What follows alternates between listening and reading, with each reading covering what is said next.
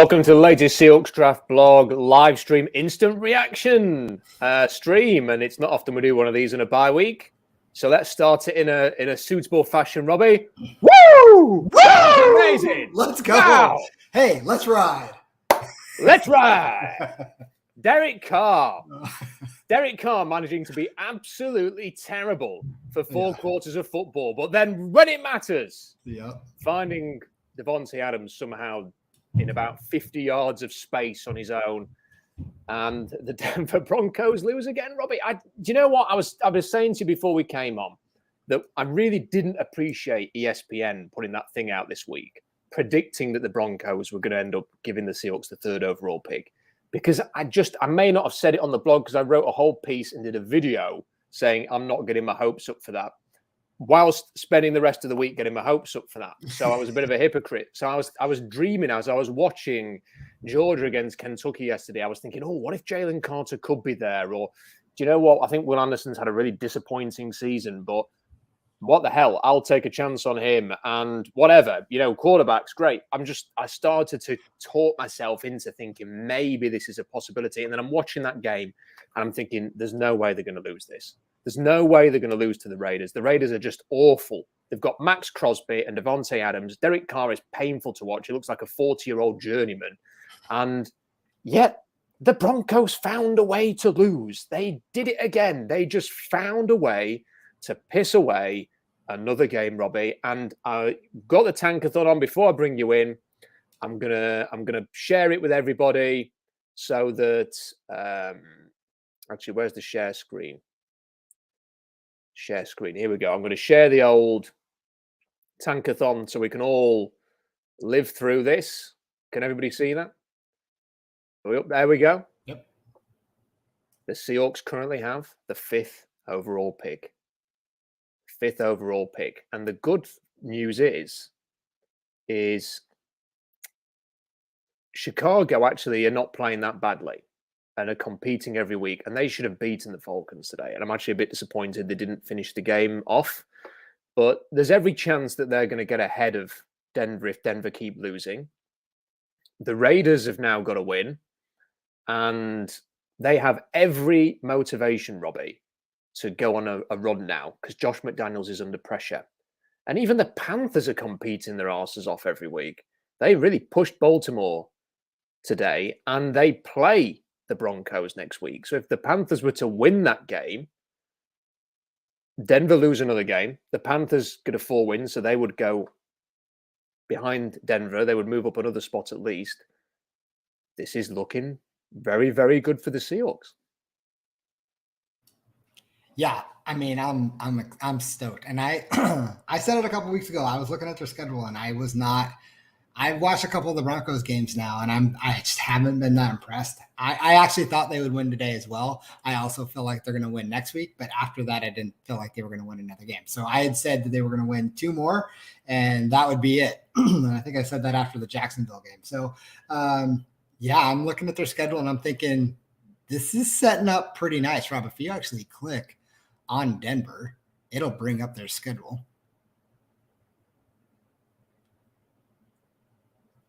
Should. It's been very slow, I think, on a live stream. Got it. Well, if you look at it, on it, they play at Carolina, then at Baltimore. They play Kansas City at home, then Arizona at home. Then they're on the road against the Rams and the Kansas City again, and then they finish off at home against the Chargers. I don't think I could see a scenario where they may just win one more game, maybe. Yeah, I mean, I don't know. When we talked about this a couple of weeks ago, I think it was, Robbie, I wasn't convinced that they were going to have an absolutely horrendous record. But I admit that I'm coming more round to your way of thinking that the Panthers game is a coin toss because the Panthers are not good. But the one thing the Panthers do have is a reasonable defensive line, a good cornerback. Jeremy Chinn's back now as well. So the defense can keep them competitive. And that's what Denver's got, really. Denver have a competitive defense as well. And it's whether or not Baker Mayfield can make enough plays to win that game in the way that Derek Carr and Devontae Adams connected at the end there to just do enough. Can Baker Mayfield and his collection of misfits in Carolina do that same thing? I'm not totally convinced, but it's a coin toss game, Robbie. It could be another one that goes to overtime. Denver have an overtime game every week, it feels like. And the one thing they've not been able to do is win those close games since the San Francisco game. You've got a little visitor in the background, I think, who wants to join in the celebration. I think he's happy. We'll let Robbie do his parenting duties. There's a future guest on the stream, I think we've got there. So there's the Panthers, and then they've got to play on the road against Baltimore, who have shown today that, you know, you can get after them a little bit, but still, that will be a very difficult game. They play the Chiefs for the first time in Denver. That is a primetime game at the moment. So there's that one in Denver. And look, Patrick Mahomes is known to go to Denver and not play his best football. So we will see what happens in that one. And then they play the Cardinals and Rams. They're two winnable games. And then they finish with the Chiefs and with the Chargers. I think the best thing for the Seahawks, Robbie, is that the Chargers just kind of muddle along as they are until that final game, so that they really need to win that final game against Denver so that they can really go in there with all the motivation to get the job done. Yeah. My guess would be that I see them at least winning a couple of those games, which would get them to 5 wins, which is probably going to be 5 or 6 overall. That would be my guess today. Are you thinking any more than that? Are you thinking what? What did you suggest? I can't remember what you just said. My original thought process after the Jacksonville win, I thought they would win the game against the Raiders and then the game against Carolina, and that's it. I don't think they'll win anymore. I know Arizona is not a very good football team. You think they're going to lose out? Because if they lose out, you may be talking second overall. I still think they're going to win against Carolina.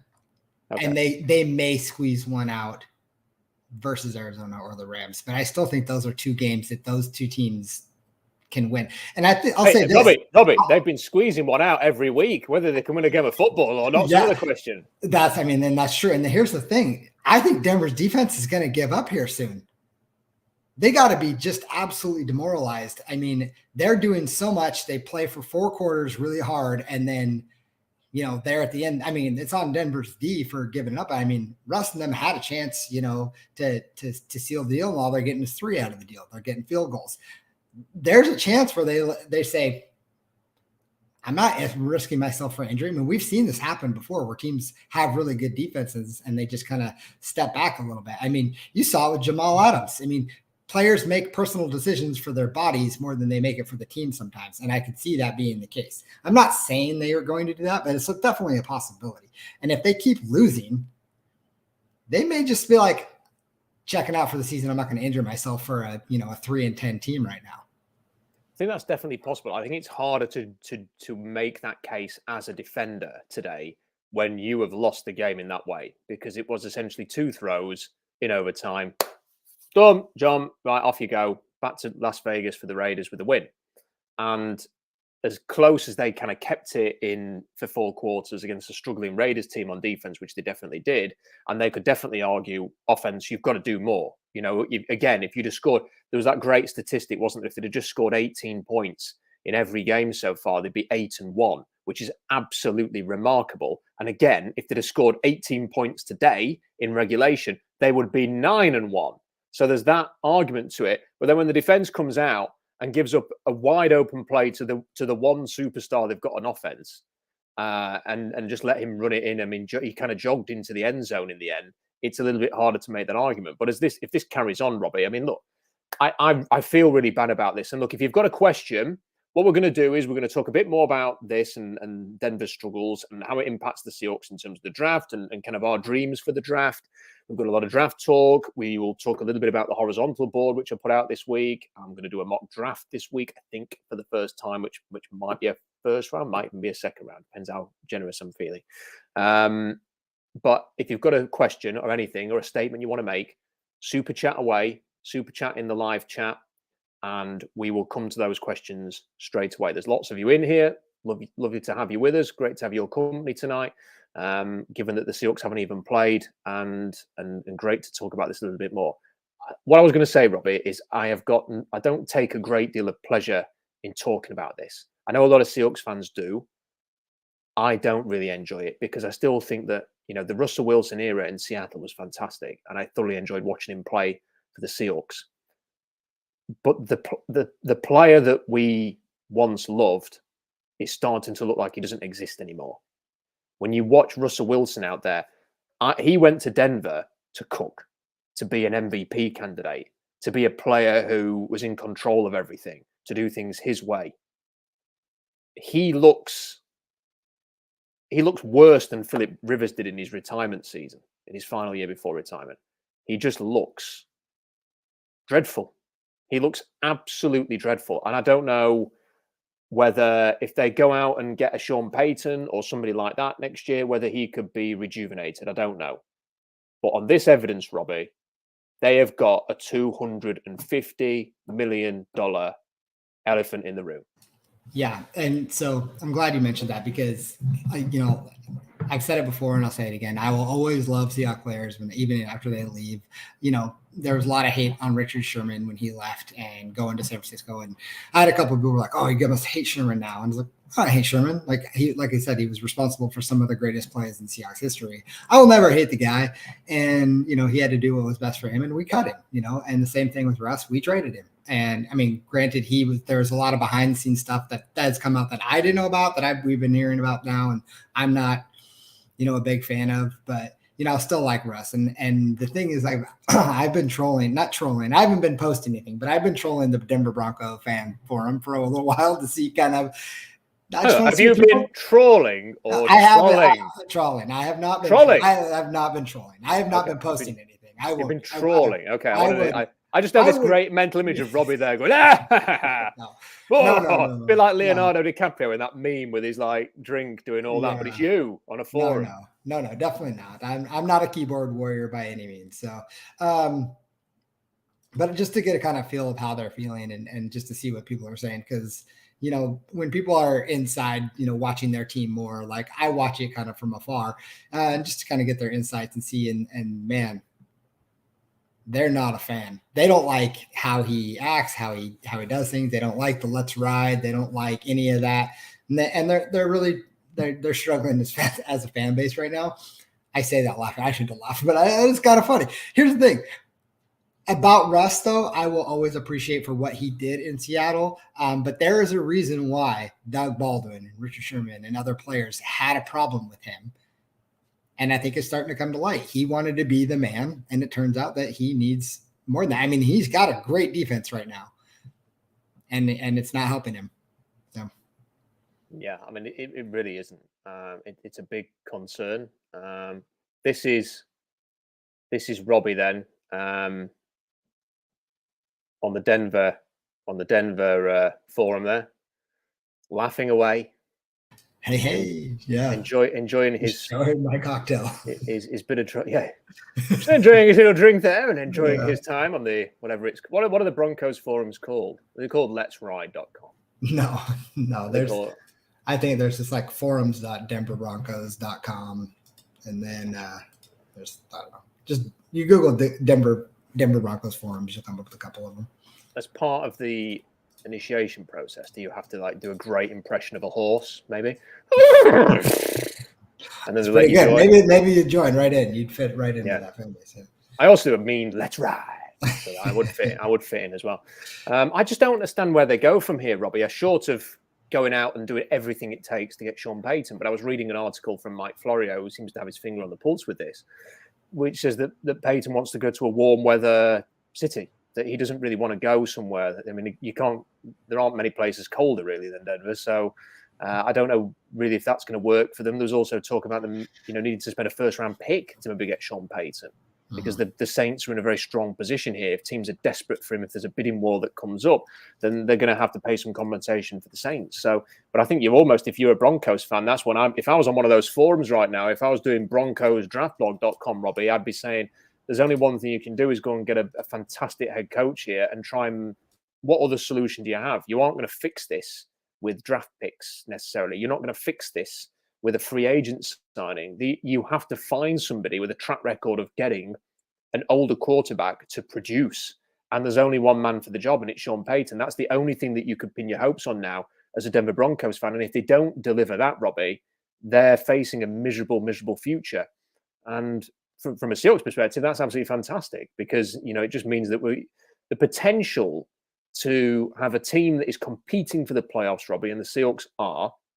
I do think it's going to be interesting to see, and full enough, they play the Raiders next, having just watched their game against the Broncos. It's going to be interesting to see how they respond after the loss in Germany against Tampa Bay. They've had a week off, and now they have to go and play the Raiders. But if they did get to the playoffs and had a playoff season and still ended up with a top 3 pick, just imagine that. I can't. And I was thinking, just imagine this team. Let's just, for a second, right? Let's just imagine that Geno Smith is kept for next year. And let's say that Drew Lock is kept as well. And let's just say that the Seahawks mentality is to try and build the roster up as much. Then what I'm basically coming to here, Robbie, is let's have a discussion about a draft where they don't take a quarterback in the first round. Just imagine being able to put Jalen Carter in the middle of that defensive line and then go out next year, but with a defensive line that could wreck games.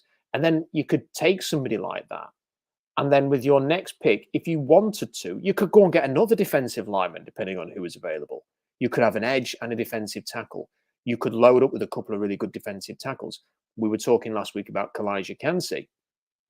Imagine having him and Jalen Carter blowing up the interior, for the next 5 years at a cost-effective price. That's not beyond the realms of possibility. You could go and get a line. I know a lot of people want a linebacker. I don't know where you're going to find one, but you could do that if you wanted to. If you really believed in Nolan Smith's potential, then you could go and take him. J.L. Skinner, to me, just screams Seahawks, the boys' state safety. He's 6'4", 215, with a bit of room to add a bit more weight. Hammers people. He got a couple of interceptions last night in the win against Wyoming. He's got 4 interceptions for the year. Add him to your defensive backfield.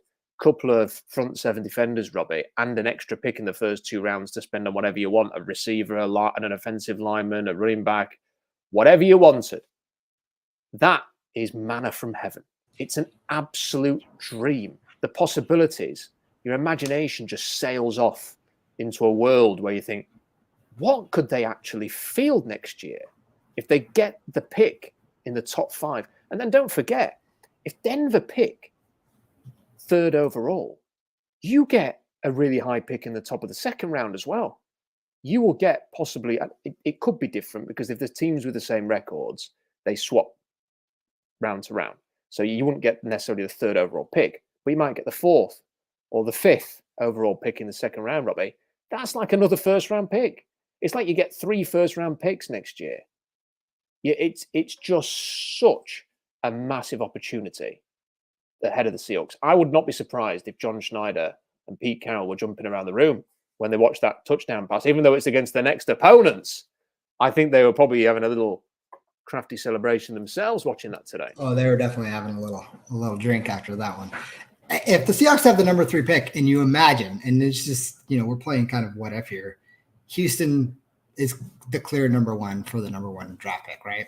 They're going to take a quarterback. I just think they have to. Carolina's next, right? If they end up at the 2nd pick, they're probably taking a quarterback.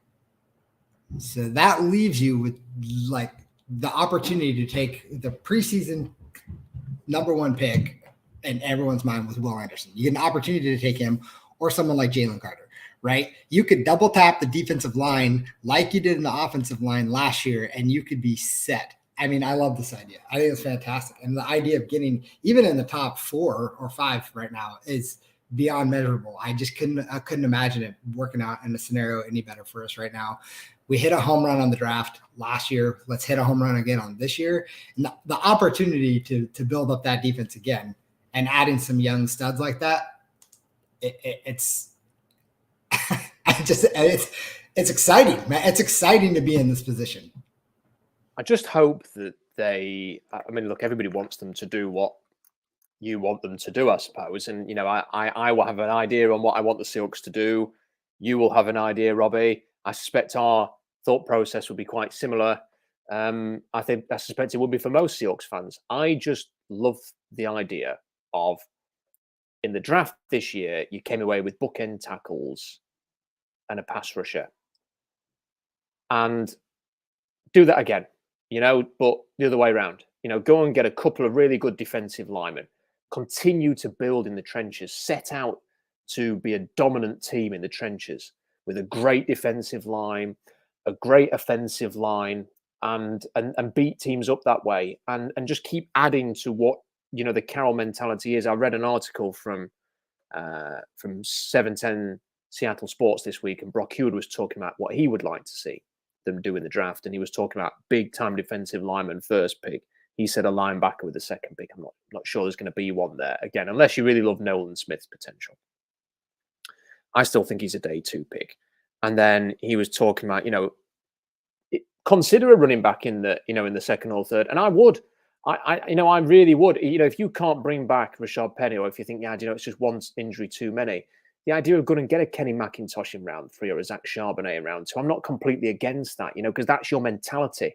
Having a couple of really great running backs in your stable, to me, is just a good idea. But then alternatively, I like the receivers in this draft, Robbie. But more than anything, I want to see trenches. Go and improve that defensive line first and foremost. I mean, I would be dancing around the room if they end up getting the 3rd overall pick and can get Will Anderson and Jalen Carter. And I say that having, they are not flawless players. We can talk a bit about them if people want to. They are not flawless players. Neither of them have played absolutely lights out this year. Carter's had an injury. Will Anderson's been a bit of a disappointment, frankly. But they've still got so much potential.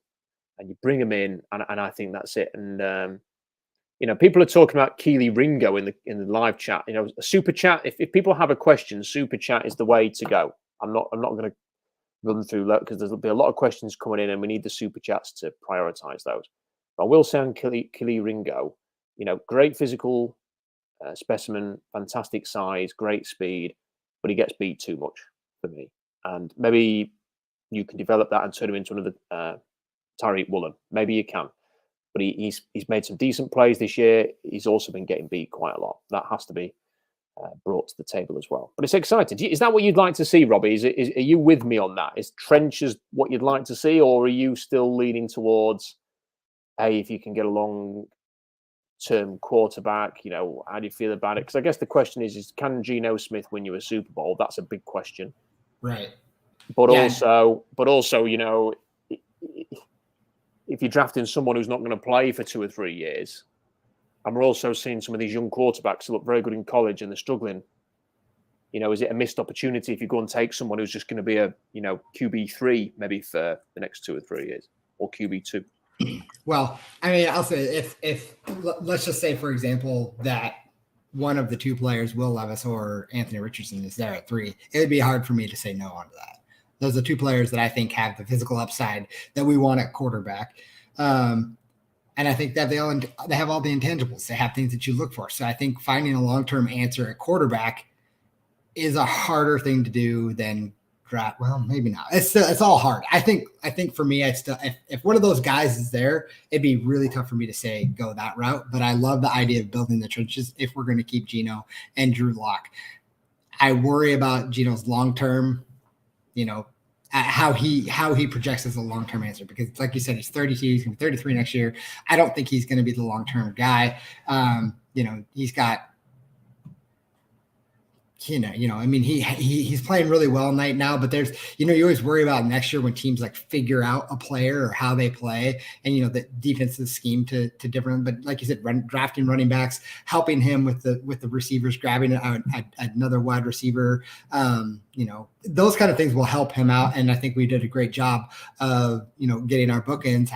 I know you and I differ on the center position. I know Seattle's scheme doesn't call for a great center, and you're an Austin Blythe fan. For me, I need a better center. I need to have someone who can change schemes better at the line and doesn't get pushed back. I mean, we haven't really seen him play up against Aaron Donald yet. I mean, I'm sure he's went against them in practice quite a bit. For me, I need to see them. I I'd like to see him build the trenches. I mean, if you keep building the trenches, I think good things come out of that. So, drafting on either side of the ball to keep improving the D line and the offensive line is, I think, essential. But at that number 3 pick, you don't get it very often. So if you can take a chance at a potential 10-year starter at quarterback or more, I think you take the opportunity to do so. Yeah, I think with Levis, I would happily still take Levis, and I wrote quite a lot about him again today, having watched the Georgia game, and I actually feel like he improved his stock during that Georgia game. There are not many players who are going to lead a 99-yard scoring drive against Georgia, and he was completely let down again by various aspects of the offense, and I think their offensive coordinator is going to get fired at the end of the year. I think that's on the wall, and he's playing with an injured shoulder and turf toe because of his crap offensive line. I mean, and that's the thing, people don't realize Bo Nix was sacked for the second time last week. I think we talked about it. He was sacked for the second time last week. Will Levis was sacked for the 34th time yesterday. That's the difference. Penix before, I've not seen the Colorado game for Washington. He'd been 7 sacks, I think, for the year going into yesterday. I don't know if he got sacked yesterday, but it sounds like it's very unlikely he got sacked because Washington win 100-0.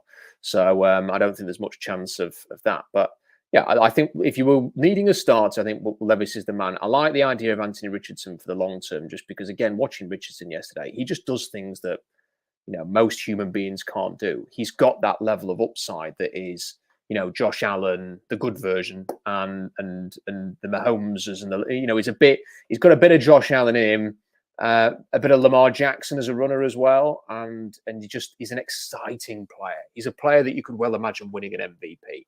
And by all accounts, he's worked in a pro-style offense, and everybody thinks he's a fantastic personality and leader. So I think he would be interesting. But must admit, there is something to be said. If you could get someone like Jalen Carter, that's a player they've not had under Pete Carroll for a long time. And the other thing is, I just feel like you learn stuff all the time, Robbie. And I think you've got to be prepared to adjust your opinions, which I feel like we always have done on the Seahawks Draft Blog. I think a couple of years ago, the idea was almost, if you don't have a Mahomes or an Allen or, a Herbert, you've got to go and find one.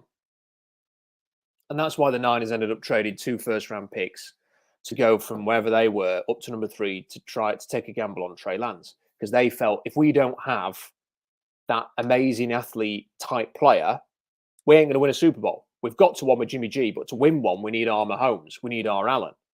And I think it's changed again. I've just watched the Dallas Cowboys hammer the Minnesota Vikings by essentially managing the game and using the running backs. It wasn't an explosive downfield passing game from Dak Prescott. It was all sort of managed and coordinated and playing all 3 sides of the ball. Their kicker kicked about 10 kicks. Their defense got after the passer. They ran the ball well. They used Zeke and Pollard very, very well. Minnesota last week beat the Bills in their own backyard with Kirk Cousins. The Niners are coming on strong with Jimmy Garoppolo under center again. It's starting to make me think once more that maybe we're just going through a period here, Robbie, where if you can play essentially Pete Carroll football, but do it well, then you've got a chance to compete. And that makes me think, yeah, maybe Geno Smith can do this. But the team needs quality and depth. I felt that watching the game in Munich. I thought, yeah, it's a team that is short on quality and depth. That's what this next draft needs to be. More talent up front. On the defensive line, can you get a truly great third receiver, maybe? I think you should consider doing that, given what's in this draft. A Cedric Tillman would look great. A Jonathan Mingo would look great. Somebody like that. I mean, I think Jackson Smith and Jig was just too slow, and he's been hurt all year. But if they believed in him, fine, because he had a fantastic year last year. These are the kind of players that are going to be available to you. And as for the center, I'm not against the center. I like Austin Blythe's personality more than anything else. I just think I love the way he's kind of like a leader. And in fairness to him, I'm sure I read something last week that said his pass blocking efficiency is amongst the best in the NFL at center. I think it's his run blocking that is letting him down a bit, which is perhaps not surprising given his size. And I like the center class, Robbie, on my horizontal board, which is available on SeahawksDraftBlog.com now if you've not seen it. I have got John Michael Schmitz at Minnesota in the 2nd round grade. Big, brawling, physical, no-nonsense centre. Joe Tipman and Ricky Stromberg are bigger guys, but they're very athletic. They're going to test very well at the combine. I've got Cedric Van Pan in there. Not sure whether he will declare. And do you know what? I've got Olowatimi, the Michigan center, in round 2, but I think I'm going to move him down just in round 3. So I watched Michigan yesterday, and I just thought, do you know what? I like him a lot, but I think he has got some physical limitations at the next level. So he's very organized, does the job. Is he going to be found out at the next level? That's the question that I would have. And then I've got Luke Weipler in round 3. I wish there was a Tyler Linderbaum amongst them, Robbie, because he would be perfect for this scheme. I think that's just a bit of the issue there. And I want to come back to the offensive line. We have got a super chat here from the Sentient Sandwich, which for me is a fantastic username. Gino would be a great teacher to a rookie that doesn't have the day one starter hype. Career backup teaching a young backup with upside sounds like a movie. I mean, I think there's a chance that that's what they go for, Robbie. I just wonder whether they're doing that with Drew Lock and whether they think Drew Lock can be the next Geno Smith if given the chance and the time. Yeah, I mean, that's interesting, right? I mean, it's hard not to go back to what, Pete said earlier this year, which I fully admit I mocked and made fun of him for saying, but he had said, I think we have 2 number 1 quarterbacks. And for me at the time, I thought it was asinine to even say, maybe he's on something. There's a reason why Pete's where he's at and I'm sitting here. But I tell you that, I mean, maybe that's something they're doing. Maybe they're grooming Locke to be that guy. And if that is the case, which is totally fine with me, then go get that Jalen Carter, that Will Anderson, or whoever it is, double dipping the defensive line in the first round. I love that idea. If we can build that defense up and get after the quarterback, imagine what we can do with this offense and a really great defense. Well, just imagine, if you can get after the pass rush. I mean, it was great watching Dallas today. They've got Micah Parsons rushing one edge, and I can't remember the guy's name. He's a bit of an unknown type, and they've obviously got the Marcus Lawrence who can come in and rush as well, and some other guys. If you've got sort of players that you believe, they can play anybody, anywhere, and they're going to get you sacks. The Dallas Cowboys, I think, had 7 sacks today. 7 sacks. And can the Seahawks get to a position where they could get 7 sacks in a game? And if you had your Chenna and Wosu, and you had Shelby Harris, and you had Boya Maffei and Darrell Taylor, and then you add, another, perhaps a bit of a, someone who can actually be like your head star guy. And if you'd have asked me last year, is Will Anderson that type? I'd have said yes. If you'd asked me this year, I'd say no. He's similar to what you've already got in terms of talent. But last year he was. I mean, he had a ridiculous number of tackles for a loss last year. Maybe he's saving himself. Maybe he's just saving himself for the NFL. Who knows? Going through the motions a little bit. And then, Jalen Carter comes in and explodes the interior, and then you've got guys later on you could take to rush the edge, or you could get that linebacker, or you could get that safety there, or you could get that offensive player. And I wouldn't totally rule out the offensive line completely with a pick in the first 2 rounds, because it's not just center, is it? I mean, Gabe Jackson, you would think, is going to move on because of his cap hit, and Phil Haynes will be out of contract. I still think that there are players in this draft, based on what the Rams have done, taking tackles and moving them inside over the years, that you could get to do that. And Damian Lewis is the highest graded offensive lineman on the team. So, is it a trio of young offensive linemen that you have there? Has he finally settled into left guard? Is he a long-term option there? Possibly so. I'd say the player I really like, Robbie, on the offensive line, that is Jordan McFadden. There's actually 3 offensive linemen that I really like. First one's Jordan McFadden, who is the Clemson left tackle. He's about 6'2", 6'3", so he's not going to play tackle at the next level, but he does everything so well. Everything well. Drops and sets. His balance is fantastic when he engages. He keeps his feet, like pitter-patter feet. He doesn't lose any kind of balance or control. He can lock on and finish blocks. He's got a bit of power in the running game. He's got a body of a guard, though. And I just love I think I've got him in round 2 now, moved him up around off the after watching him again yesterday. I just think he would be fantastic to kick inside to guard. He's got that kind of, what's that Isaiah Wynn quality to me. I really like watching him play and think he would be ideal to move inside. But then, you're moving Damian Lewis again, you're going to play at right guard. Is it too early, second round, to draft somebody who's a converted tackle to guard? You could make that case. You really need to be getting Joel Bitonio if you're going to do that. You need to be getting that level player if you're going to do it. The other two players that I really like, Robbie, are Steve Avila from TCU. Avila, I don't know how you pronounce it, but he's a left guard for TCU. He is massive, but incredibly mobile. Paul can get to the second level, aggressive up front. Love everything about him. He's going to the Senior Bowl. And Cooper Beebe, who is at Kansas State, who has played across the line, as has Avila. And he's aggressive, big, athletic. Really like those three players. Really like these players. So I think there's some options on the offensive line, some guys that I really like. I'm just not sure whether that's the direction I want to go versus great defensive line, maybe linebacker. But again, just the idea of Cedric Tillman lining up in the slot, or Jonathan Mingo with Lockett and Metcalf on the field. How do you stop that with your tight ends? And I do think, Robert, how do you feel about the running back position? Because I brought it up a little bit earlier. I think Seahawks just would have a meltdown if they spent another pick in the first 2 rounds on a running back. But then in the third round, maybe, you're thinking, okay, that's kind of an acceptable range.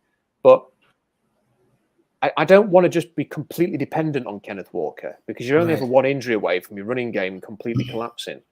So, if you go, I really like Kenny. Have you seen Kenny McIntosh at Georgia? He's physical. Yeah. He's great in the passing game. He'd be a great third down option who can then lead the way if needs be. Yeah, that's kind of what I was saying. It'd be great to have like a little scat back. Somebody catches the ball out of the backfield.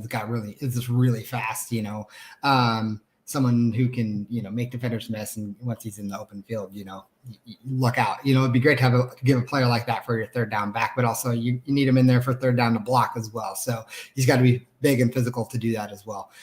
I think for me, taking a running back, I have no problem for it. Someone said it earlier. I'm not going to scroll back to try to find it, but just take the best player available. I love that strategy. I just take the best player available, build your depth wherever it is. Just take the best player available. Don't reach for players like you have in the past. Pick the players that are absolutely just going to be guys that that can play, and don't try to reach for some reason and skip out on someone who has the talent, even if you have a stud at that position. And we all know Kenneth Walker is a stud, but like you said, we're one injury away from needing another running back. And I certainly don't want to rely on Travis Homer or DJ Dallas running the football. No offense to those guys. They seem to be playing well this year, but those aren't the guys that I want toting the rock 20 times a game. You need to get somebody who has that ability. And, if that's how the board falls to you and the next best player is a running back that you have to take in the second round, I'm not going to be angry about it. I know people were upset about taking Walker in the second round this year. And you and I both loved it. I thought it was a great pick. And for the same reasons, he was literally the only reason Michigan State was even semi-close to being good. You get a running back who can elevate his team like that, it's totally worth the pick. I want to share the Tankathon screen again. So I wanted to run through this with you, Robbie. So let's say Houston take a quarterback early. And let's say that, I still think, because I know that the sort of the draft media is in love with CJ Stroud and Bryce Young. I still think teams are going to have some reservations about Young's size and his durability at the next level, because he's 5'10" and 185 pounds.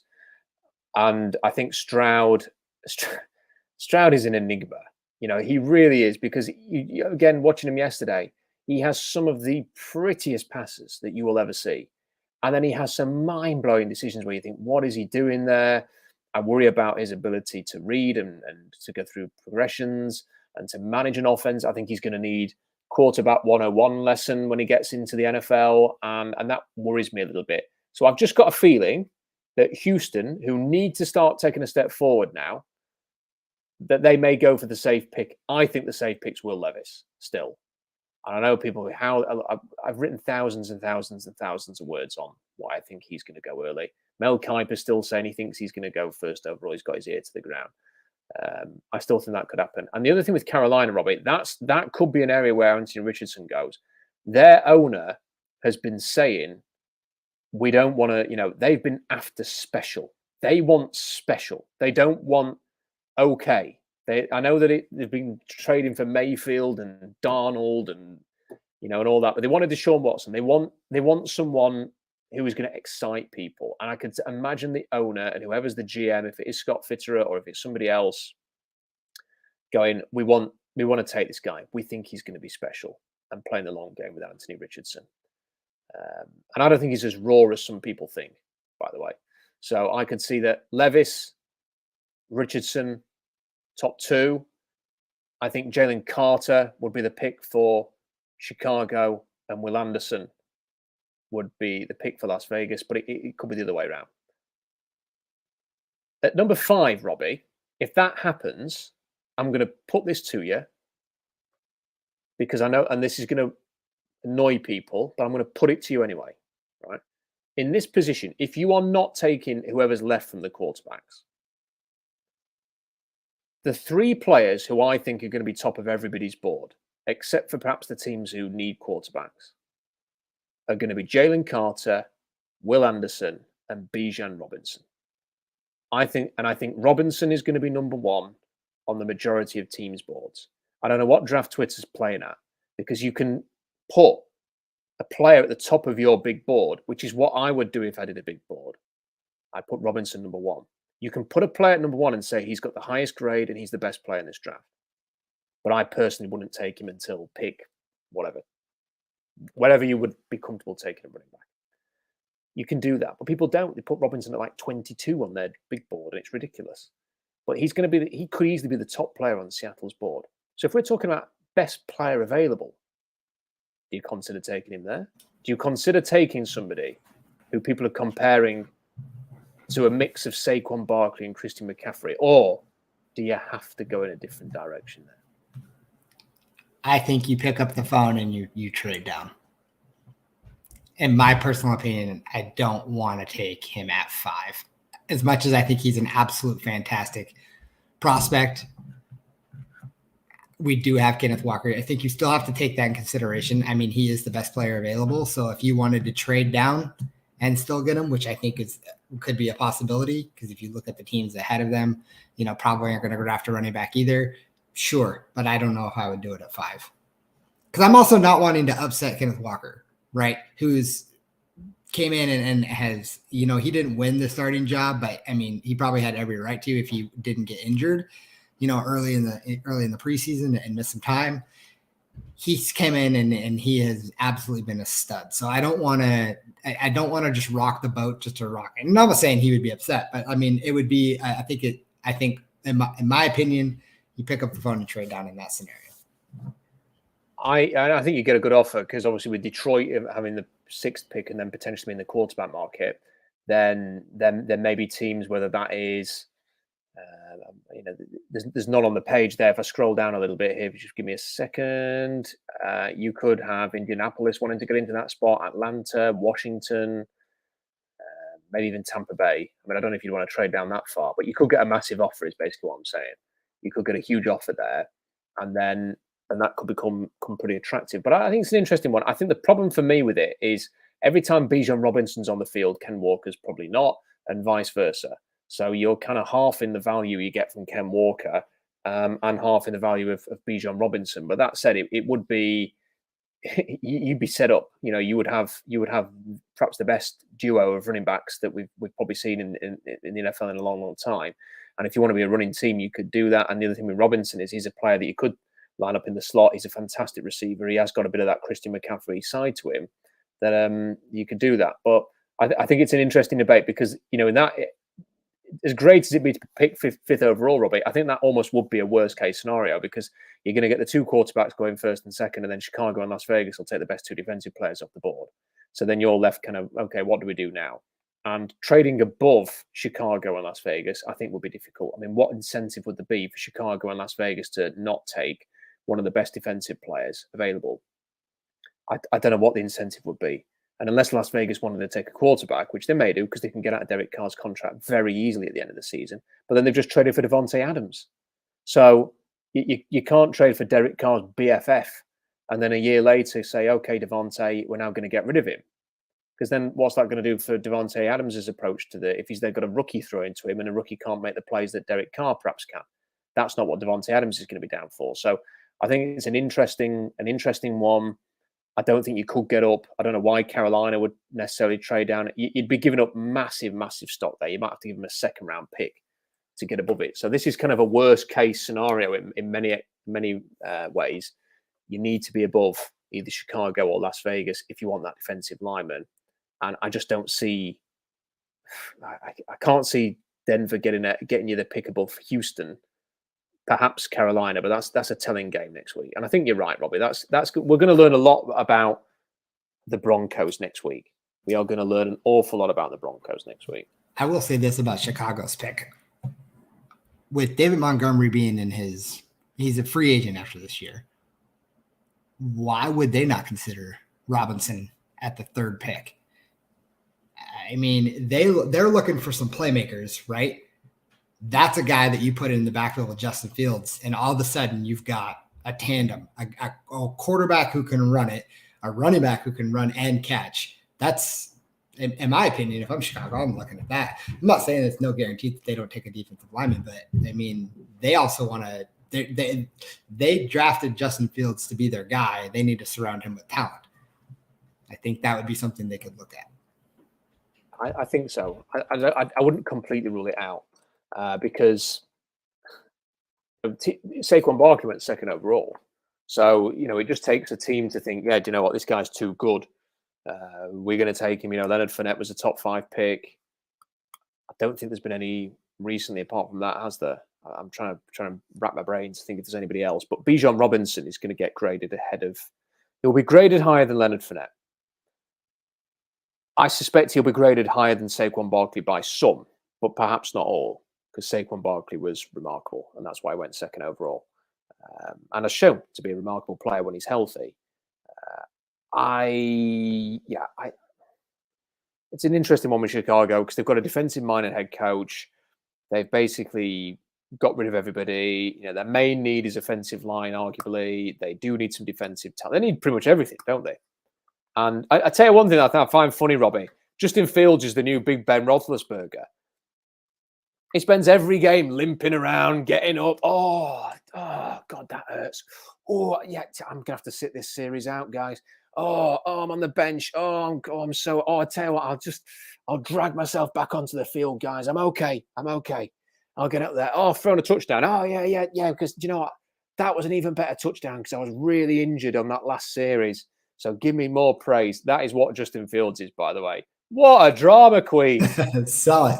It reminds me of and this is not a knock at you, but it reminds me of your soccer players or football players, your English football players. Well, it's fine. There are, the way they fall around and, my ankle, you tripped me. It's a blight on the game. It used to be just something that, that they did on the continent, but it's kind of infected the whole game. And now the World Cup starts, and get ready because Neymar loves a roll around on the floor of Brazil. So if anybody watches Brazil, watch the guy. You'll be laughing your head off at that. But it was a little bit like that. He's a very dramatic person. He wants you to know that he's suffering. Yeah. Oh, my shoulder. Oh, yeah. He's not on the injury report, but yeah, his shoulder really hurts. I thought that was quite funny. But they kind of need everything, especially offensive line. But there isn't going to be an offensive lineman to take here. I hope they really convince themselves that there's an offensive lineman to take because that makes it easier. But I suspect what they will do is they will take the defensive lineman. But it's a nice thought that someone will take Bijan Robinson in the top 5. I think it's just something you kind of have to think about. If you have a player who's graded an elite level at the top of your board, regardless position, I think you have to have a conversation about them. I'm not saying that I necessarily want it to happen. I'd much rather them take a quarterback or a defensive lineman. But I don't know.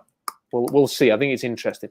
If people have any late super chats, and there's many of you watching, if you want to jump in a super chat and support the channel, get them in now. If you have any questions, it can be about the Seahawks, it can be about the Broncos. You might want to make a statement, which is fine. Will you bring up what Executed Today said? I like what he's saying here. Sorry, I'm not trying to Be biased. Bears have so many needs. They are a hot prospect to trade down. If they needed to pick up some more picks to gather more talent, I could see that be a scenario too, where, hey, let's say we have the 5th pick and they have the 3rd, and we want to jump up, a spot. What's it going to cost you though? Yeah, I'm not sure. Because if I was the Bears, I'd be saying, yeah, that's fine. Give us your 2nd round pick, or give us one of them. We're not going to do that. And for the right player, I'd maybe sacrifice the 3rd, because what you can always do is trade down from 21 or 22 and recoup that 3rd if that's what you wanted to do. So you play the board a little bit. But I don't know why the Bears, unless the Bears were saying we are going to take Bijan Robinson and we think we can get him at 5, or we've talked ourselves into an offensive lineman and we'll take him at 5. Then that would make some sense to get Seattle's 3rd and move down. But then there might be quarterbacks who want to get up there and they might move down a bit further, get a better offer, multiple firsts, let's say, and go down that road. But there's still a long way to go, isn't there? Right. There's still a long way to go. But it's an interesting talking point. I mean, I just didn't really think we'd be in this scenario. So it's great. And I must admit, I'm a bit worried, Robbie, because I'm going to start getting, you get invested in it, don't you? Because I found that stressful today. I found it really stressful watching that Broncos game, because I was like, because it was close. I was thinking, why are the Raiders making hard work of this? And then, I'd given up. They had that penultimate drive, where they just basically punted the ball back to Denver. I thought, and then I think Latavius Murray had a big run. And he had that first down. I thought it was over. Yeah. And they only had one timeout left. I was like, it's done. But then, on like 3rd downs, and they got Russ to throw, and you're thinking, why did they run? I bet, why did just do something? You've got to have that ball has to stay in the field. If it has to be a quick pass that's going to get caught and you stay in field and the clock goes. It can't just be Russ runs, scrambles and chucks it out of bounds and you pump the ball. Yeah. I mean, it's incredible. I mean, he might get fired. I don't. Would that be a good thing or a bad thing if Nathaniel? Because if Nathaniel Hackett gets fired, the whole thing could implode. He didn't call plays today. It could be a rudderless ship, but it could also galvanize the team, couldn't it? It could. And I wonder what Denver want to do, because it's the new owners. I suspect as owners, you don't really want to go down a slippery slope, do you, of firing coaches in the seat and that being your opening gambit as an owner. Well, your first opening gambit's been giving Russell Wilson a contract you can never get out of, and then your second one's firing the head coach after 10 games. Yeah, I wonder if I just wonder what the players feel like. Do they feel like it's actually on Hackett, or do they feel it's Russ? I'm not really sure. I'd hate to be in that situation. It really does make you. And this is the great thing. We've had a super chat from Reflect the Sun. Thank you, Reflect the Sun.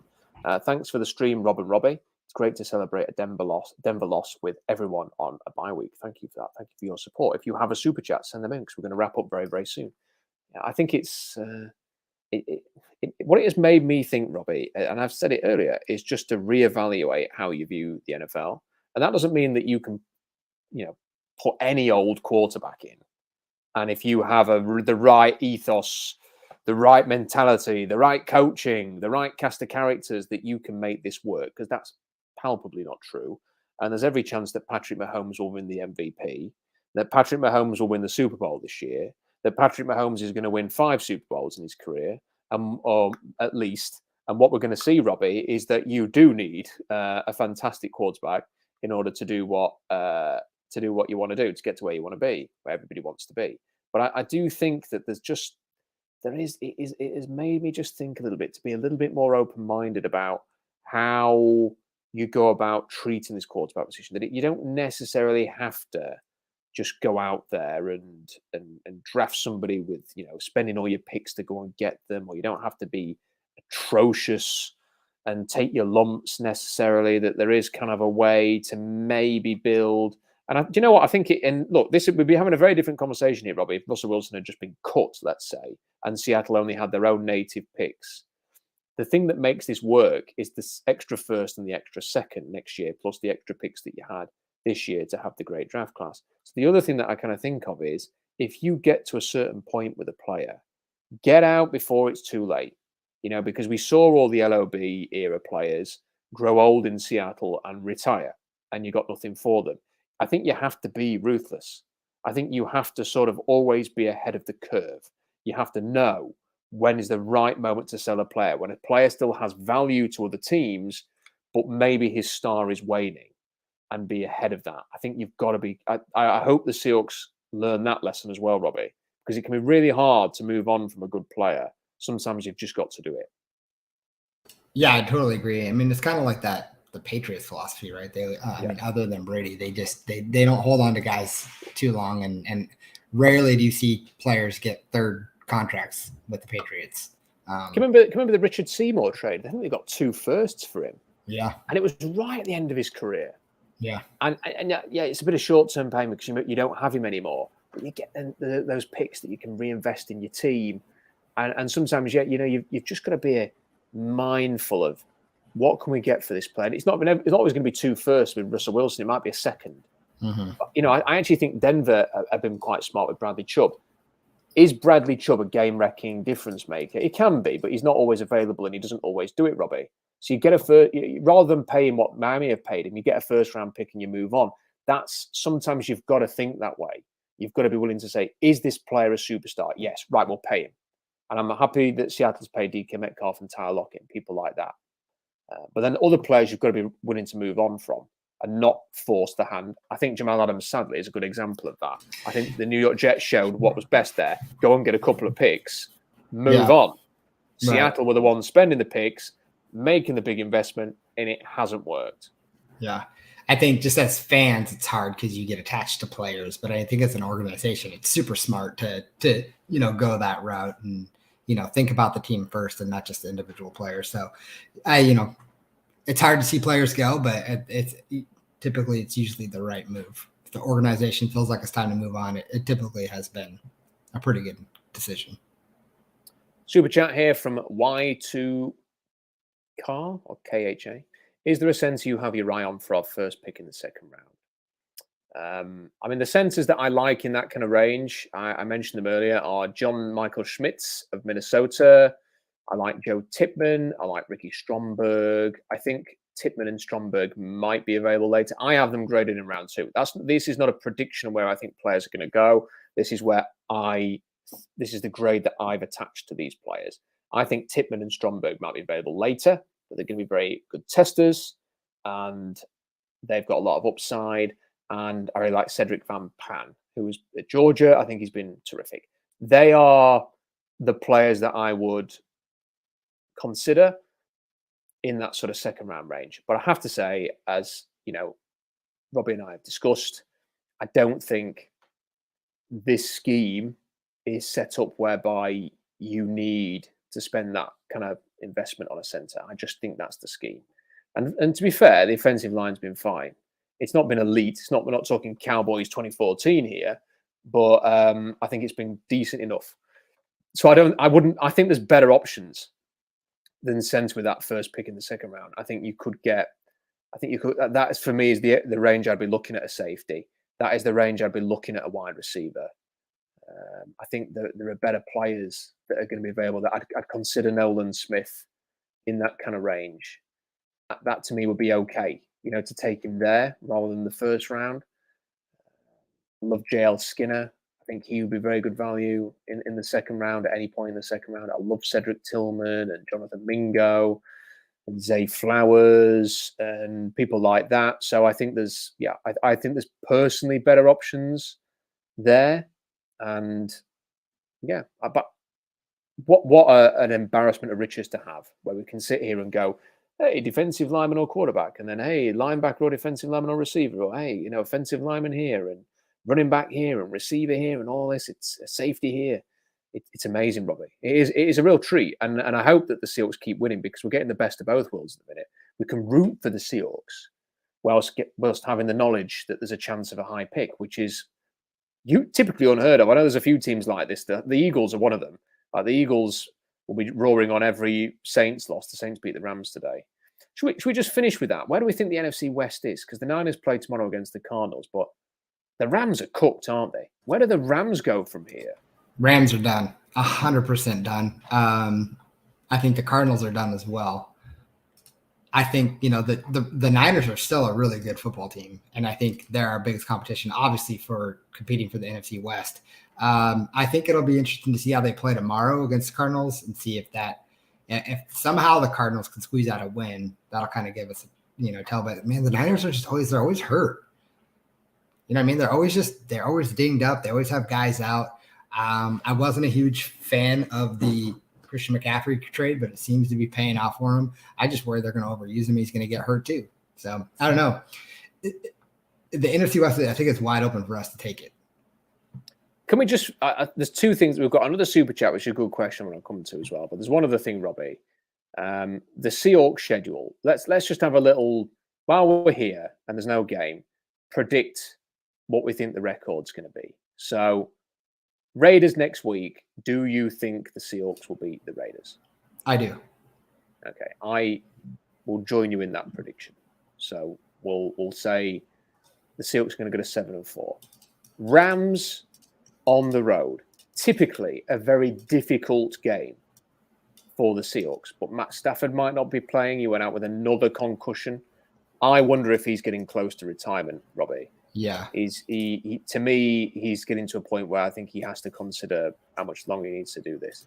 Well, there was some chatter this offseason about him possibly retiring after winning the Super Bowl. So, yeah, I mean, I think he's close. And because it's concussions, it's not like wrist or ankle. It's concussions. He wants to get out of this with his health intact.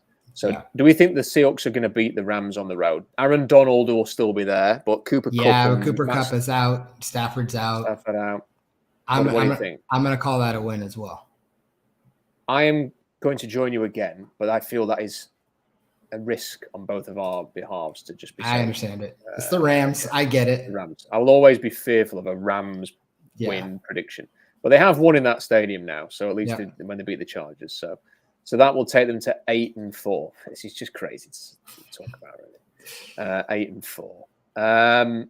Panthers at home. Are we both expecting a win there? I expect a win there. So 9-4. Niners at home. I expect a loss. I'm going to go for a loss as well, just because you can't give them every win, can we? Can't say they're winning every game. Actually, no, I'm going to take that back because it's the Niners and I hate the Niners. So I'm going for a win. So 10-4 for me, 9-5 for Robbie. And plus the Seahawks always get a win against the Niners every year. That's true.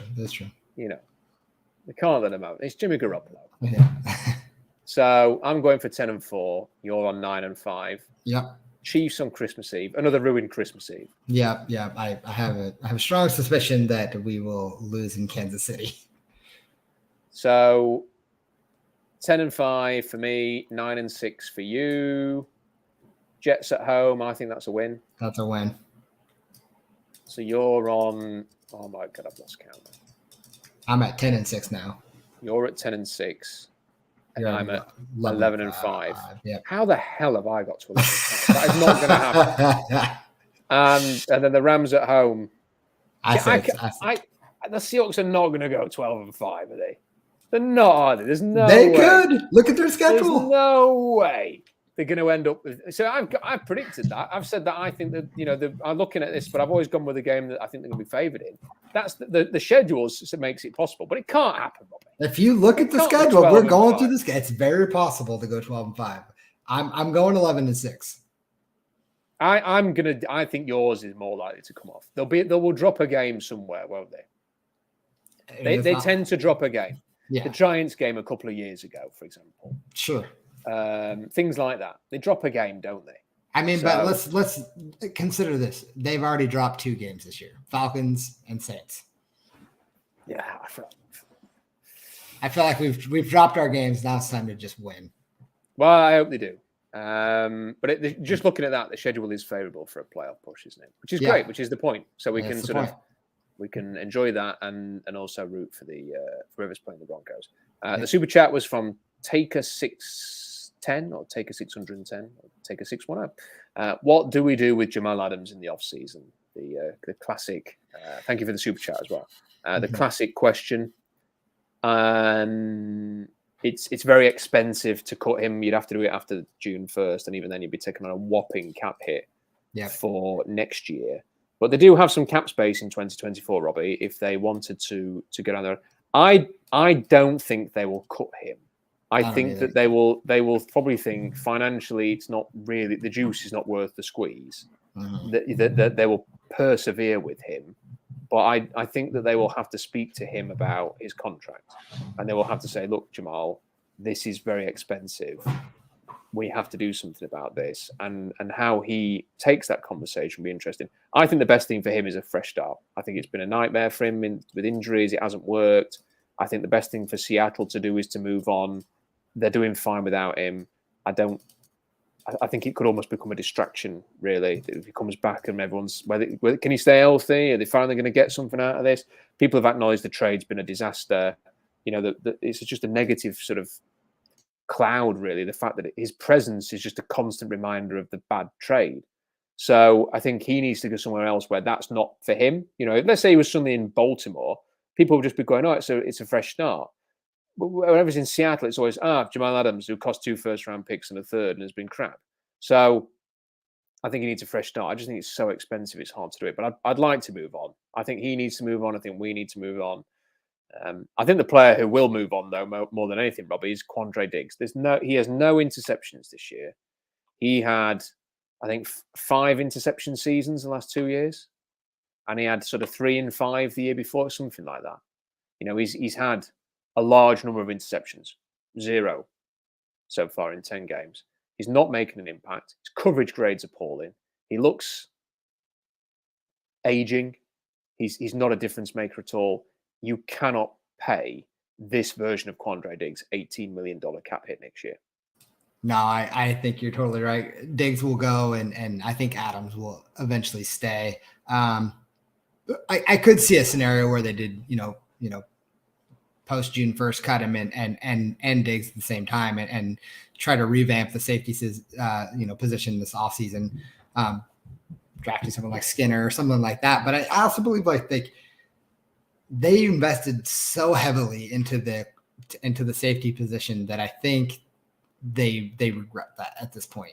With the amount of draft capital they gave up for Adams and the amount of money they've spent, I think it's time for them to hit the reset button on that. And I don't think they're afraid to do it, but I could see them cutting both, but I could see a scenario where it's just Diggs and then Adams stays for 1 more year to see if they can salvage anything out of it. And then after that, I think he's gone.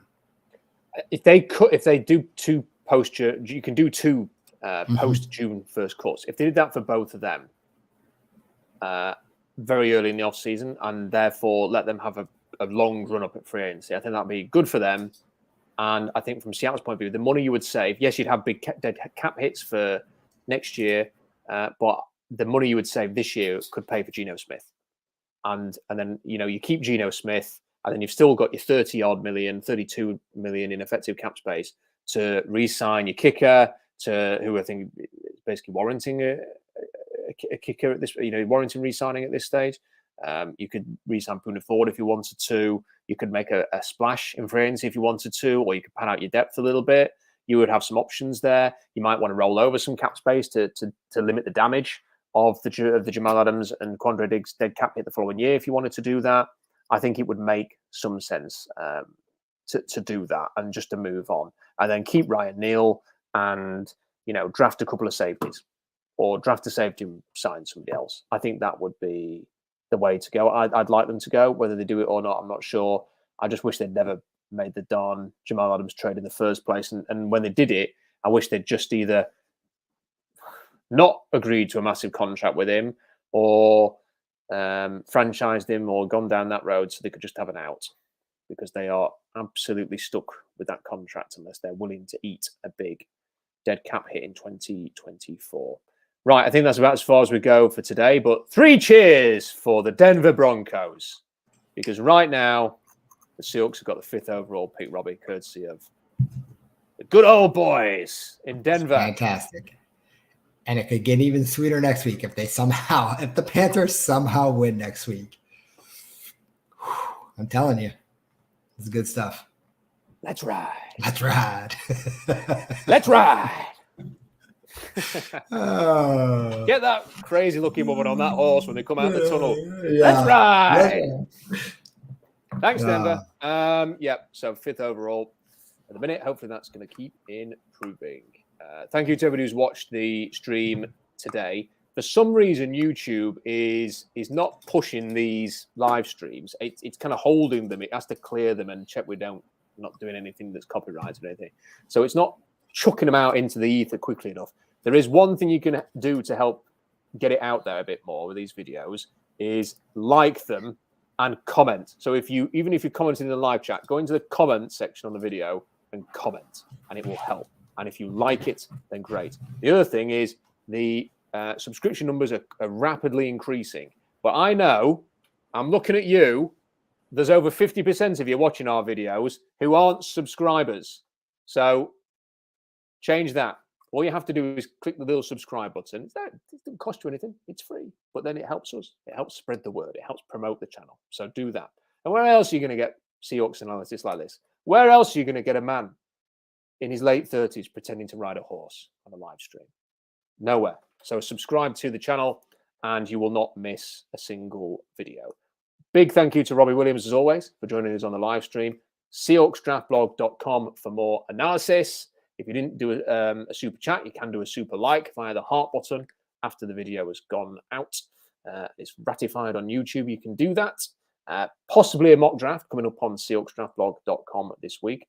So stay tuned for that. And we'll be back next week to reflect on the Seahawks and the Raiders game as usual. Until then, thanks for your company. Great numbers watching again tonight. Bye for now.